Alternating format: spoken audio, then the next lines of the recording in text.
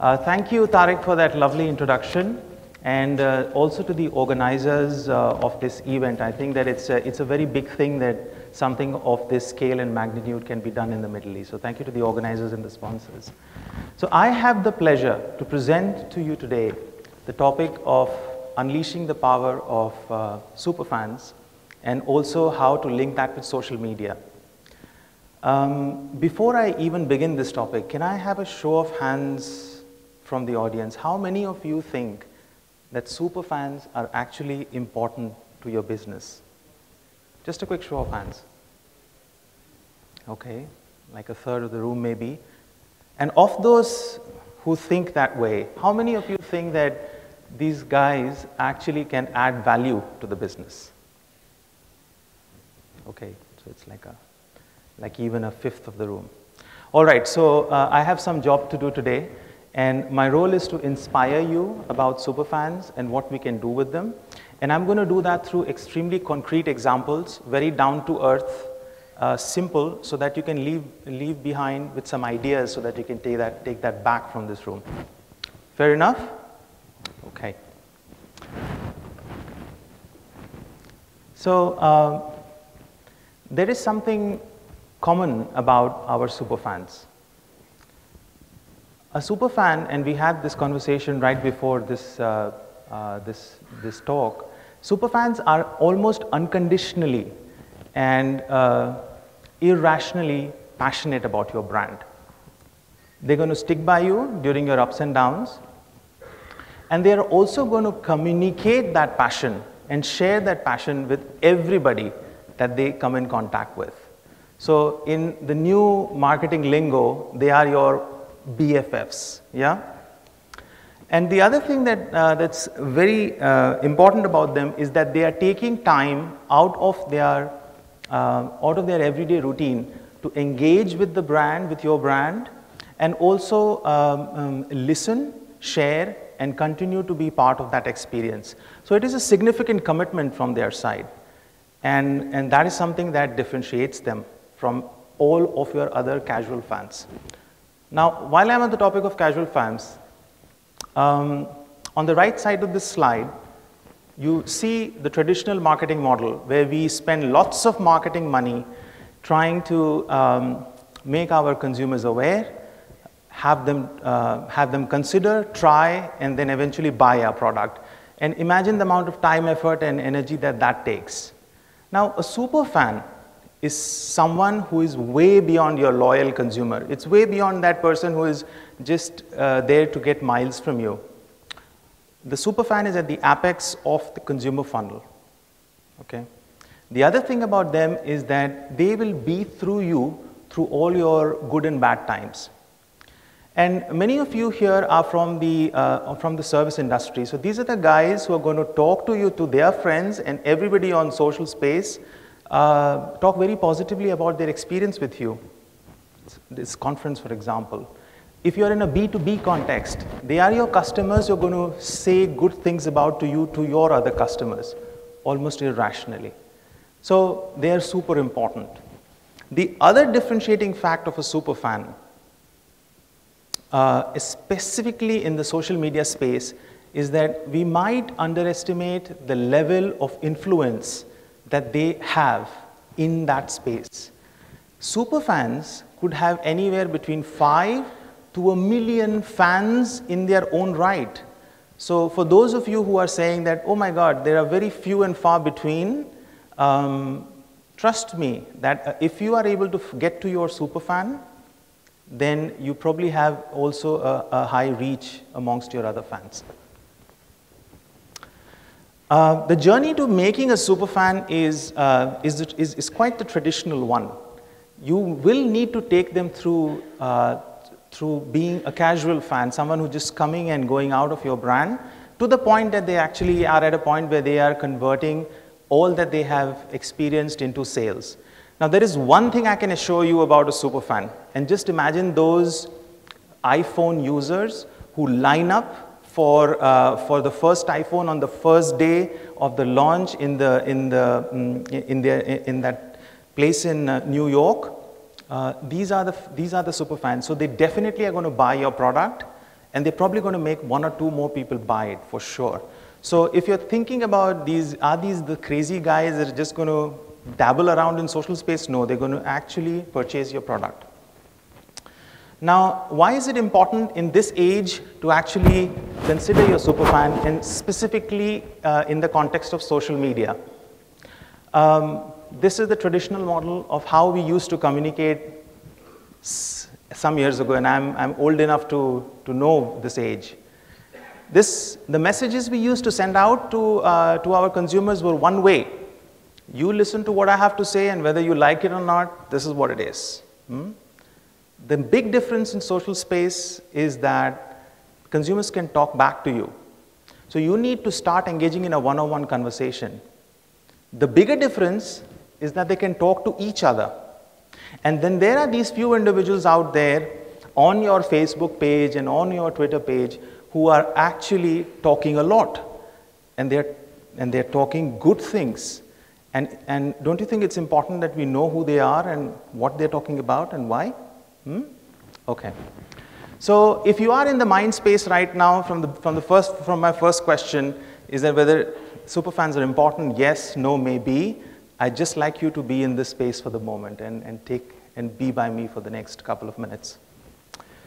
I'm going to share with you some extremely simple tips, strategies in order to get to your superfans.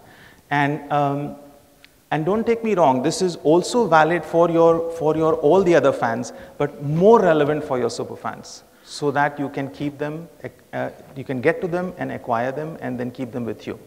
So the first one, simple, find them.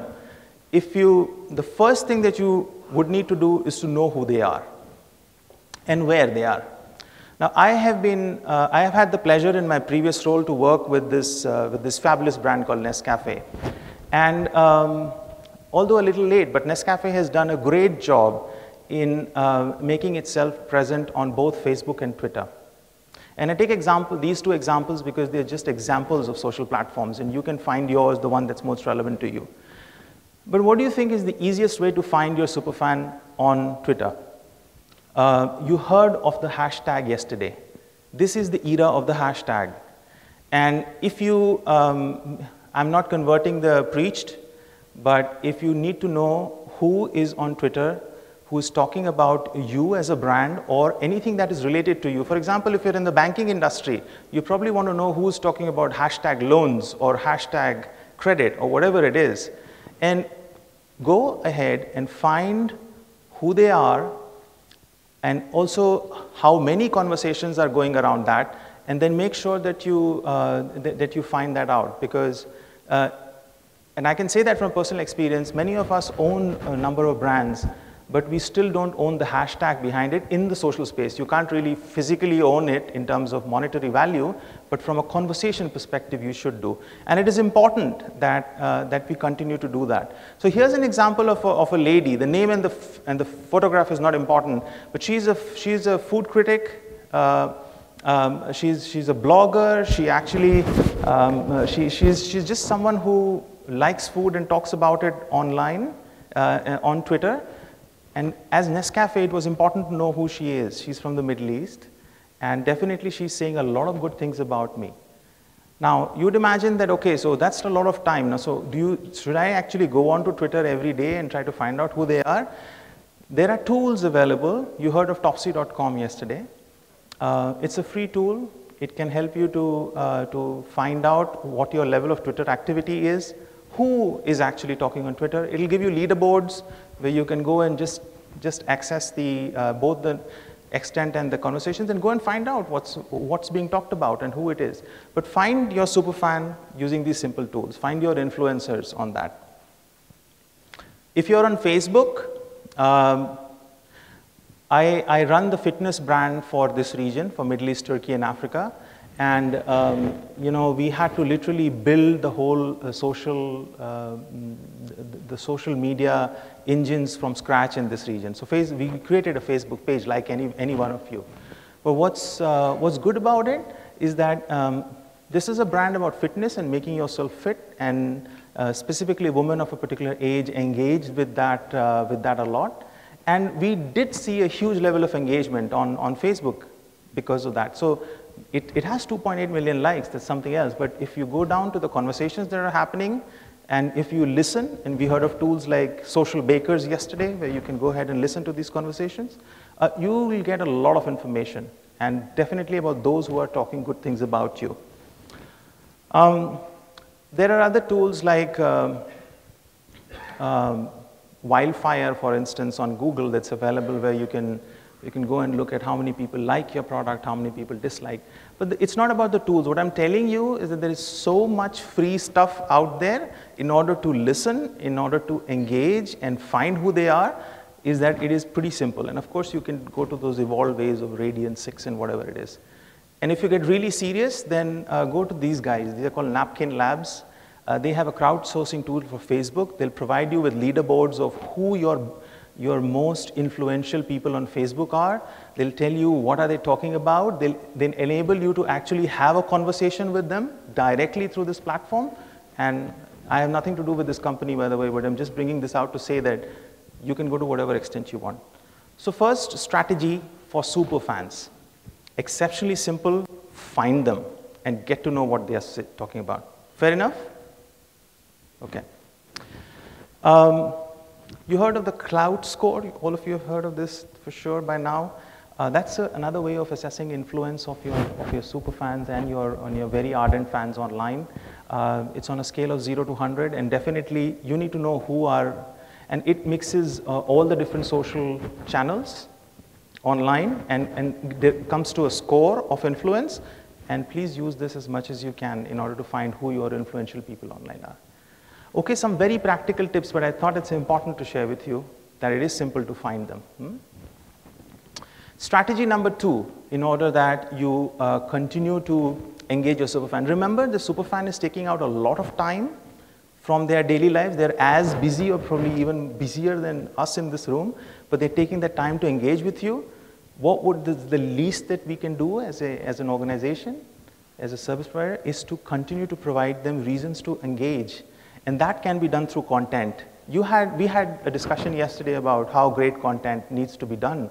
But I'd like to still go back to the basic principles, because I'm an ardent believer in this, is what simple steps really make good content.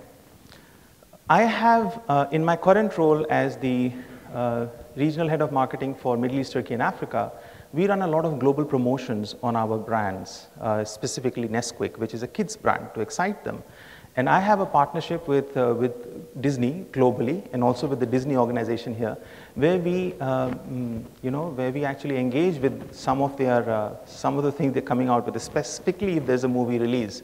Now, in my personal experience, Disney is a company that does a great job of communicating the same brand values across their social platforms. So if you just go and look at Disney Twitter, Disney Facebook, Disney whatever, Instagram, you'll actually find out that, Disney is in the business of selling dreams to kids, and they sell dreams to kids on all these platforms.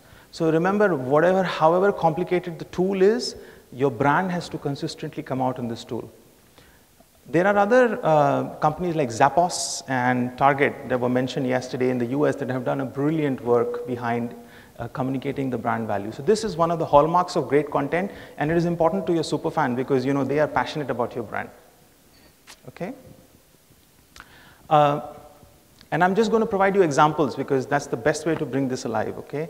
The other company that really suffers from a product portfolio that's, truly, it's not as healthy as other options out there. And being from a foods company, I realize, I used to have a lot of McDonald's before, but I've just stopped because of that. But what they have done really well is, and this is an example from McDonald's Canada, is that in order to engage with their fans, they are using and mixing tools. And in this instance, what they have done is they have taken their social Twitter feed, aggregated those questions around Twitter that are controversial to the business. Many people have this thing on their mind that McDonald's is bad. They took that and then they posted those big questions on their web page. So this is how they have integrated social and their website. This is a question from one of their one of the people who had this, why does your food look different in advertising than it is actually in reality?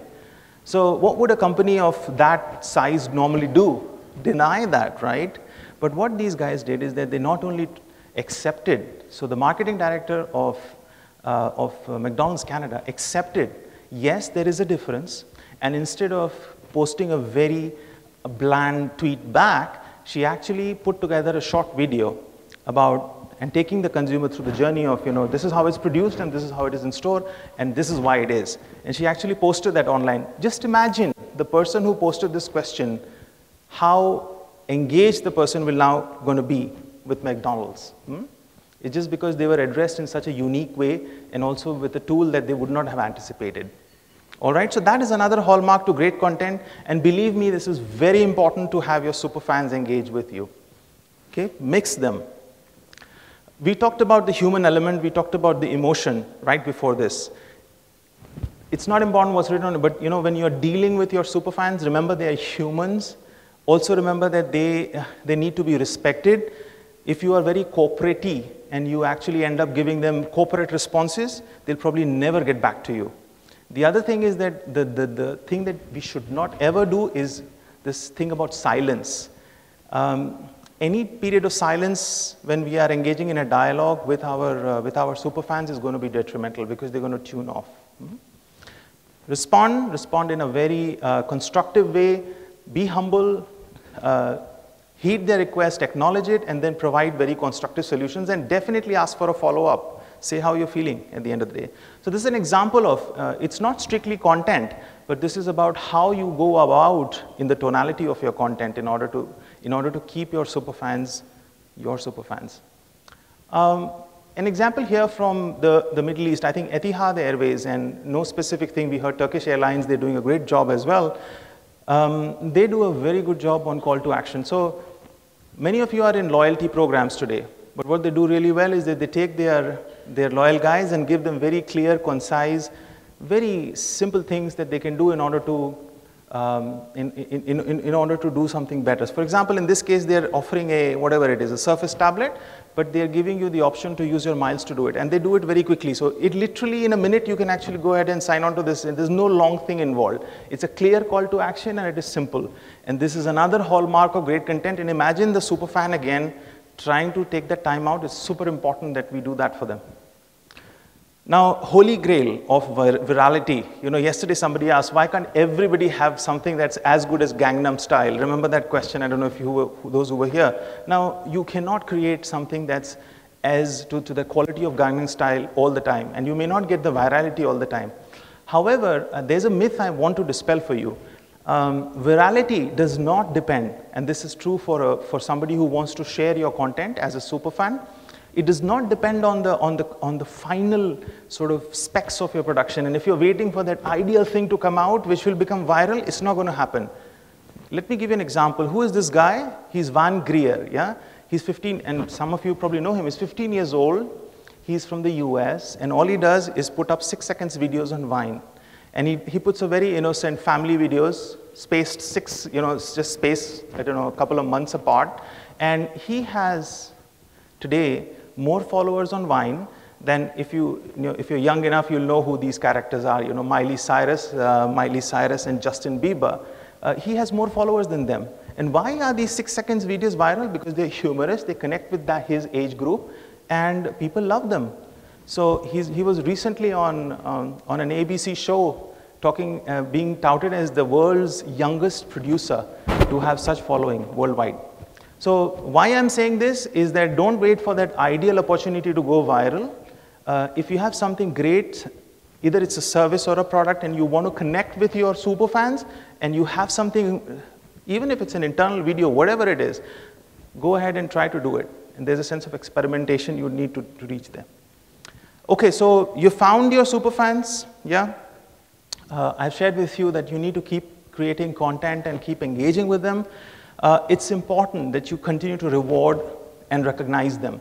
Now, again, you'll say, okay, I need to reward and recognize all my fans. But remember that these guys have taken the choice to be with you, and they definitely need more. They definitely need more. Specifically in the area of recognition. But don't underestimate And I would personally not underestimate the power of reward as well. And we are very good. I think around this room, we are very good in the area of reward. And we do a lot behind it. So let me share with you a few steps to the point where reward turns into recognition and the levels that it would be important to your superfans. Now, I had the opportunity to work with the frozen food business of Nestle in the United States. They have a frozen food business, and one of our brands there is Nestle Toll House. You might have heard of it. It does frozen food, and it's just heat and eat kind of frozen food. So the cookies are really delicious. It's really delicious if you try them. Now, the thing is as follows, is that those who love cookies. And what Toll House realized is that why don't you reward the people who love your cookies with a cookie? And that's so simple as that. So the idea was to come up with free Fridays, free cookie Fridays. Every week there was a post on Twitter asking their current followers on Twitter to answer a trivia. So it's just as simple as that. And people who actually engaged with something like this and answered it rightly were first acknowledged. So if you see this, they were acknowledged. So they were recognized for being a Toll House fan. And they were actually sent a pack of cookies from the nearby store. How much do you think something like this really costs? It's nothing. It's nothing, not incremental at all. So something as simple as this can be a reward for your ardent fans. We heard of American Airlines yesterday. Now, many of you run loyalty programs, but they took it a step further. And you might be seeing many Twitter examples here, but the reason I'm bringing that in is because there was a lot of uncertainty around a tool like Twitter yesterday. So if you can do this with Twitter, you can certainly do this with Facebook, okay?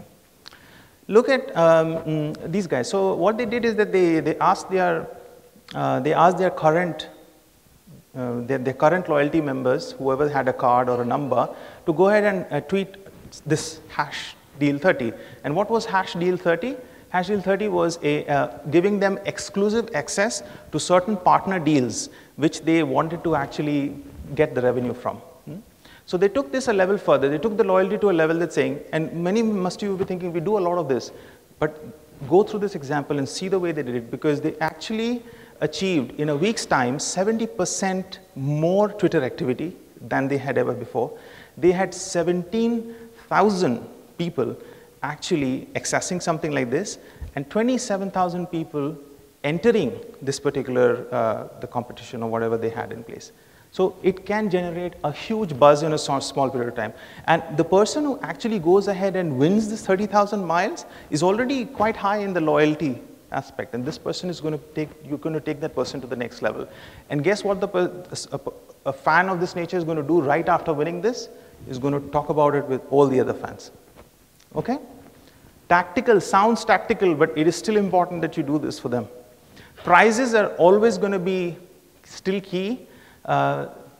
Giving a tangible sort of prize makes the deal as well, and I would urge you to continue that. But let me take you through an example where this was taken to a whole new level. This is strictly not media, but you can think about how you integrate this with your media channels, social media channels. If you are of that age to actually know Bob Dylan, he's a famous American songwriter and an artist, and he sings as well, and he has a huge fan following. Now, Bob Dylan has a iPhone, so there's an iPhone app by the Bob Dylan Corporation.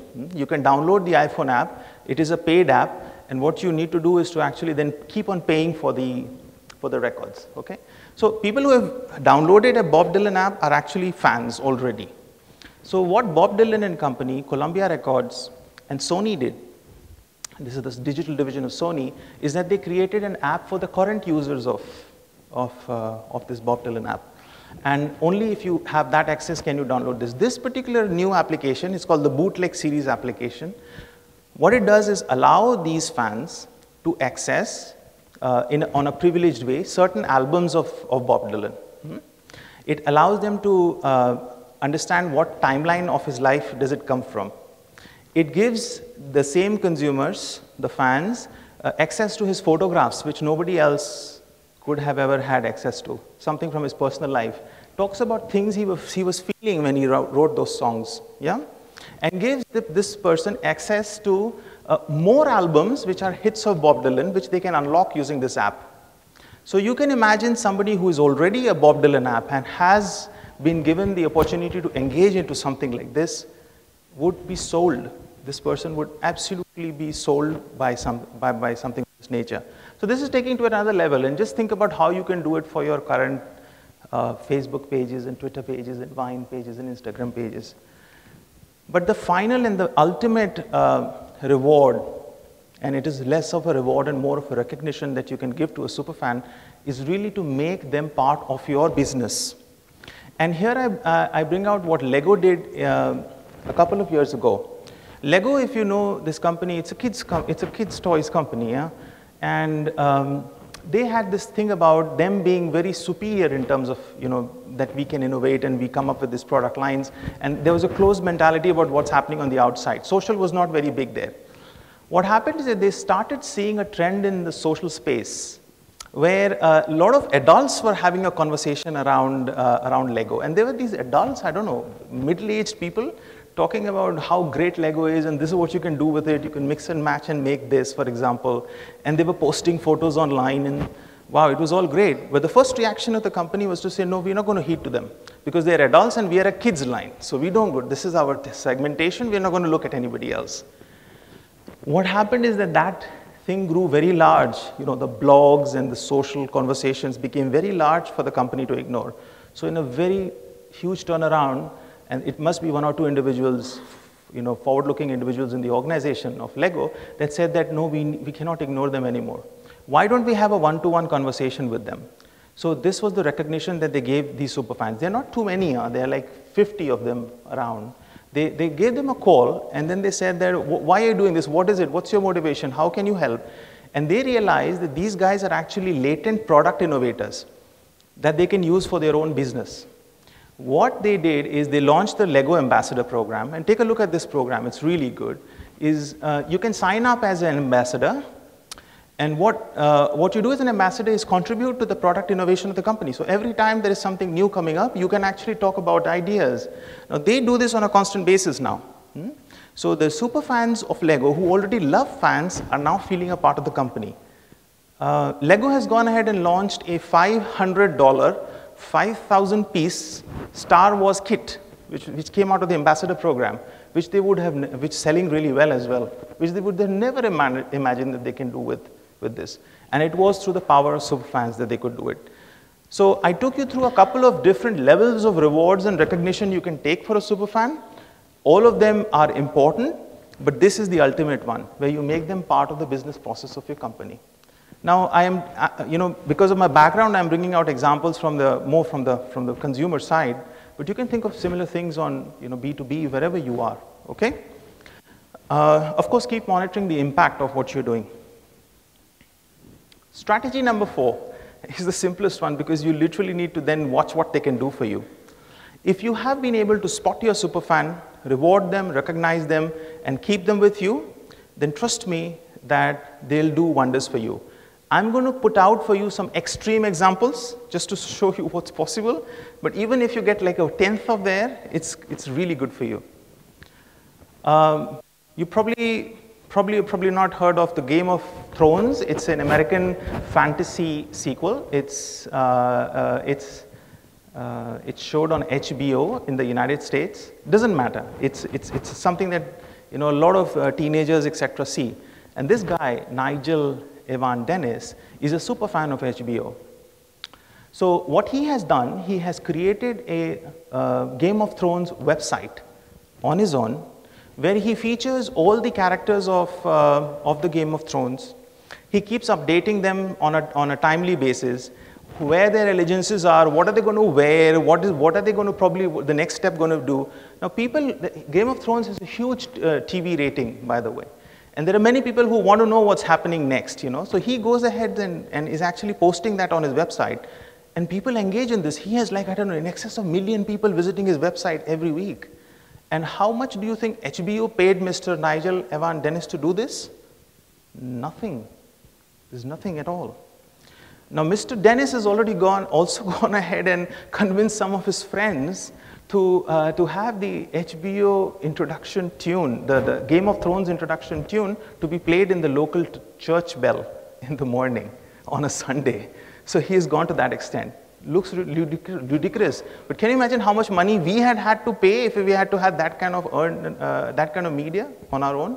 So that's a hell of a lot of an earned media, by the way.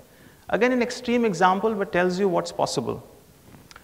Sony Europe did something outstanding. You've heard of insourcing, outsourcing. They did superfan sourcing. And Sony realized that there is a group of about, I don't know, 75 people in the social space, on blogs, giving tips about how do they, and they're just super fans, by the way. They just love Sony products. And you know Sony is one of those brands. They kept on talking about these products and giving tips to people who have had problems with their current products. So they were actually also technical experts. You know, they used to say, okay, if you have this problem, try this. If you have this problem, try this. And what they realized, it's a huge community. So instead of saying that, no, you're not authorized to do this, what Sony did is actually bring them over to their headquarters in Europe. And they trained them on their current product line and their future product line. And they gave them the unofficial license to go ahead and solve their problems when it comes to things of this nature. And so imagine 50 people in the social space, in blogs, actually solving your problems free of cost. And the thing is that they are achieving 85% success rate in their call resolution, in their resolution online, whether it's on Twitter or social space, completely free of cost.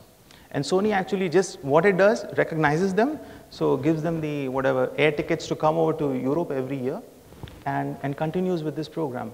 Brilliant, I would say, brilliant. This is what a superfan can actually do for you as an ultimate, and a very, very concrete example.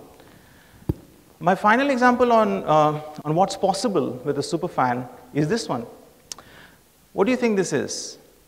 Any guesses? Any guesses? What do you think this page is?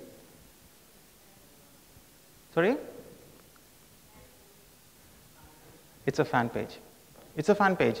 So on the surface, this might look like a this might look like a BMW official Facebook page, but it is actually the page of this guy, Mr. Todov, who is the acknowledged superfan of the BMW series.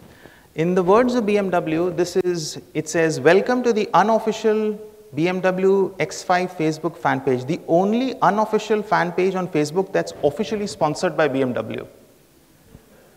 Isn't that complicated?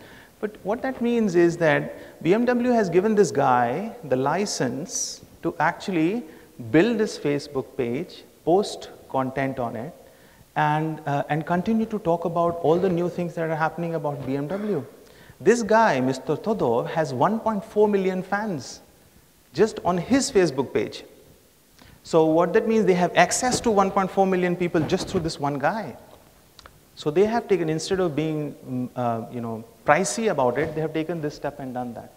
Now, you need certain guts to do that, but that's the power that you can achieve, okay? Now, I hope I have been able to inspire you so far about the area of superfan. What I want to, if there are those skeptics among you saying that, okay, do these guys actually contribute from a business terms, those commercial terms? And I'm a commercial guy, so there are some facts I want to leave with you today. Somebody asked me yesterday, or I was somewhere in the conversation, that what is the value of a fan? There's a very recent study, and I'm sure that it is quite right. There's a recent study that says that is done over 52 consumer product goods companies of their 52 Facebook pages, recording the volume of transactions in terms of monetary transactions that happened through their Facebook page over the course of a year. And the most recent estimate is the value of one of your fans on Facebook is $175. Okay, take it for a minute, take it at this value.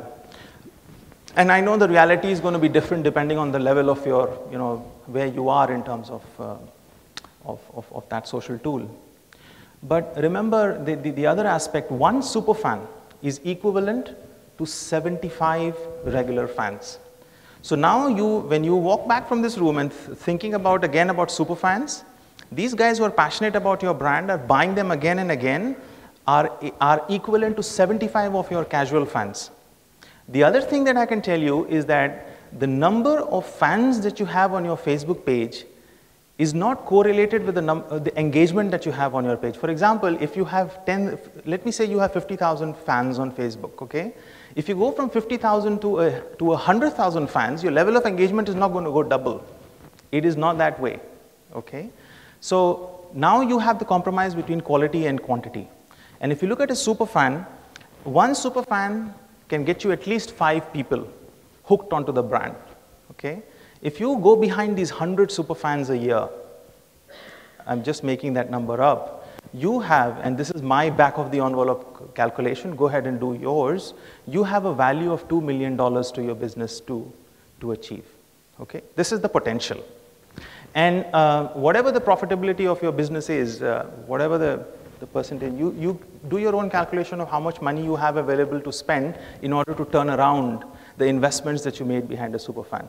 I can personally guarantee you that you would be successful, and whatever business case that you put in, it will go through. The choice is yours.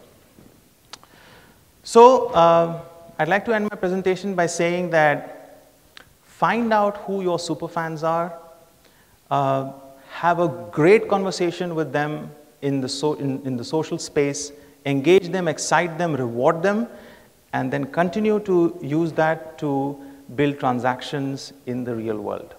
So guys, thank you very much for your time and attention. Thank you. Thank you very much. Great presentation. Your example of McDonald's reminded me of when I used to work at McDonald's also long ago. And it was also one of the reasons why I stopped eating at McDonald's. But one of the main things that I learned there is a complaint that you get as somebody who works in the front of the line. They teach you that you got to turn, that's an opportunity to impress. And what I saw there as the response to the tweet really embodies that, and I think they took it also to the social media. So a good example. I'll start off the questions, but if we can have the mics ready available for anybody who have questions. You talk about identifying superfans and the value of it. The question is, can you take a regular fan and make them into a superfan, or are they born superfans? I'll give you an example from something that's closer to the hotel and the service industry. There was this guy who landed in Las Vegas after spending, millions of, lots of time behind that, and it was his vacation. And he landed at this hotel, and you know what the hotel had done? The hotel had overbooked him. So he landed at the reception, and they said that, sorry, we don't have any rooms for you now. So you can imagine his situation. He had come from long away at that place. So what happened is he has about 10,000 followers on Twitter. So he tweeted saying that I'm at this hotel. It's a lousy experience, because they are rejecting me. This, and it sucks. That's what he said. In 5 minutes, so he's just a normal individual. In 5 minutes, a nearby hotel tweeted him back, and it must be through his whatever contacts. It tweeted him back saying that we are very sorry for your experience here, and we truly hope that you have a great time in Las Vegas at hotel, whatever the name. Now imagine what this guy did.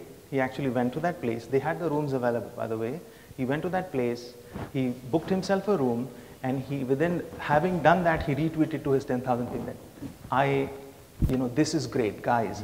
And subsequently, he has generated a lot of business for that hotel. So you can imagine that you have actually been able to develop a superfan right out of someone who was nobody.